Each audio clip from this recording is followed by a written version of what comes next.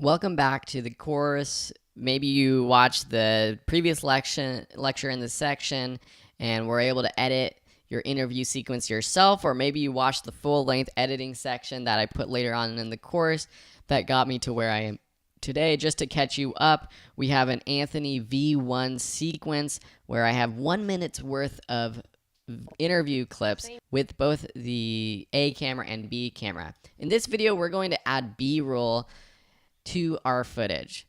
So we have to decide where we want B-roll and what that B-roll is going to be. It's probably a good idea for you to look through the B-roll shots, see what all of them are, and look through the photos and see what they are as well. And you're free to go online and try to find your own B-roll, or you could even shoot your own B-roll if you think there's a shot that needs to be done. We are limited though with the B-roll that I've given you, and that's could be a problem if you want a specific B-roll shot, but it's also a good challenge to come up with a way to edit a video and make it look amazing without having every single shot that you would like to have. So going through my interview, we're just going to listen through it, and then we're going to see what we want to add to it as B-roll. The same year I was diagnosed, that summer the whole ALS Ice Bucket Challenge phenomenon went viral. So for this intro part, I'm not going to have any B-roll because I want to just jump right into his face, into seeing Anthony on camera to introduce him to the audience. We'll probably put a graphic lower third title, and we'll learn how to do that in the titles section of this course. Everyone that I knew and their mama's baby's mama doing. So you'll see that there is a little jump cut right here. We were trimming down the clip. Everyone that I knew and their mama's baby. And there's an audio sort of sounds like a glitch. We'll fix that with the transitions in the next couple of lessons. But here is a part where we want to add some clips of the ALS Ice Bucket Challenge. I don't have the rights to other videos of other people, but you could. If this was an actual documentary you were making, you might want to get rights to other ALS Ice Bucket Challenge videos. Here we do have the clip that he gave me for my documentary of him doing the Ice Bucket Challenge. So without context, it's kind of weird. You see him in a bikini, but this is just for fun, just to be crazy, more wild out there, try to get more views. So I'm going to scan through this and just get to the parts where it's kind of funny. So we got a couple different shots, him talking, calling out Ellen. So if you're editing your minute-long piece and you're making it about him calling out Ellen, you might want to actually include the audio clip from him calling out Ellen right here. For me, I'm just going to take these shots and I'm just going to scrub through it, press the I for the in point, play through it, stop, press O for the out point, take the video only, and drag it down here. If I expand this track 3, I can see what this clip is, and this is good so that I know what's going on my timeline. I know what the video clips look like. I'm going to scrub through here even more, maybe get this funny part. Start where he starts to scrub the window, maybe while he's doing it, something like here. It's kind of funny, but make sure we end before it cuts to this other shot. Put this afterwards. Viral. Everyone that I knew and their mama's baby's mama doing the ALS Ice Bucket Challenge, dumping ice water over their head. Nobody talked. And we're going to finish with this shot of ice water dumping over his head, matching what he's saying in the interview with what you're seeing. Ice Bucket Challenge, dumping ice water over their head. Nobody talks in the video clip about this disease because it's us. I think it's okay that this clip actually extends past where he stops that last line and continues this into this next thought. Disease because it's ugly, you know, that doesn't go viral, but as soon as somebody does something random and fun, it goes. If we have more video clips, it might be good to add some more ALS Ice Bucket clips right here. Viral, and so that's what I did. First day, I got 100,000 views. Then for my edit, he starts talking about the virality of it, how it went viral, and he talks about the social media views. So we have a few social media screenshots that we're going to add. What I'm going to do is just select all of these just by selecting the top one, shift clicking the last one, drag it down here. I'm going to put them all on different layers though so that they end up going on top of each other. And when I do that, I'm adding extra layers. I'm adding a 6th video layer right now. And you can see when I add these, they're different shapes. They're too big, they're too small. We're going to have to edit the size and shape of these things later on. I just want to get them onto my timeline. I also want a white background. So see here on the edge of this video, we have the social media clip or the photo, but we see the edge of the shot from the interview. I don't want that. I want a white background. So what I will do is, let me just move this up. I will select all of these screenshots, move them up a layer or a video track.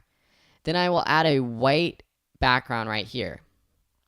I'm going to start a new graphics folder, or a graphics bin. So I'll call this graphics. And then in the graphics bin with it selected, I'm going to press the new item button, color matte. Choose the video setting size, which matches my settings right now for my sequence, so that's good. And then I have that color picker. I'm just going to move down to white. If you want, you can change the colors with the hex code down here, or you can choose this eyedropper and then move anywhere in your video preview monitor, anywhere on your screen to select that color. So say I want to match the color of his skin, I could do that there. I'm just going to choose white. Then it asks me to choose a name. I'm going to call this white matte. Press OK. It appears in our graphics bin. Now I'm going to drag it onto my sequence. So that's what I did. First day I got 100,000 views. We have these social media screenshots right here. We still have to edit them how I did in the original video where they slide on. That's a little bit of motion graphics that we'll learn a little bit later on. And then the next day I got 1 million. We're getting all this love and encouragement. It was just insane. The biggest thing to me. And I'm just going to extend this white part right here. Encouragement was just insane. The biggest. After he says it was insane, to know that these clips will extend to that part. This thing to me meant that I wasn't alone. For a disease that literally will take away my. Then when he talks about a disease that will literally take away his voice, let's show a picture of him and his mom. Both of them are diagnosed with ALS. Both of them are struggling to survive. So we're going to add this right here. I just drag and drop that photo. A disease that literally will take away right there. And you can see that it's too big and it's not in the right position. We'll learn how to edit that later on. For a demographic of people that is small. And then when he's talking about this more emotional stuff, let's take that video clip of him and his wife. Maybe a photo, maybe this shot where they're working in the chair. But I don't see his face in this shot. We had the reverse shot in the real documentary, but for here, let's just take one of these shots of them with the photo. So let's just select a little bit of this clip, putting in my in and out points, adding right here. Demographic of people that is small and underserved, and we could add this photo of him maybe with his Cure ALS car. That's kind of cool. So let's just take that. Maybe we'll put that before the video shot, so it goes photo, people that photo. Small. You can see it's way zoomed in because that photo is really big.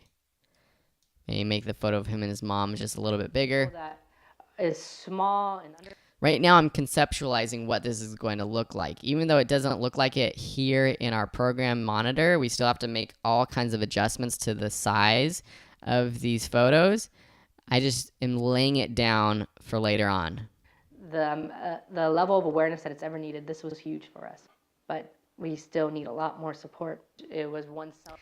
I like seeing him look up at the camera where he says, but we still need a lot of support.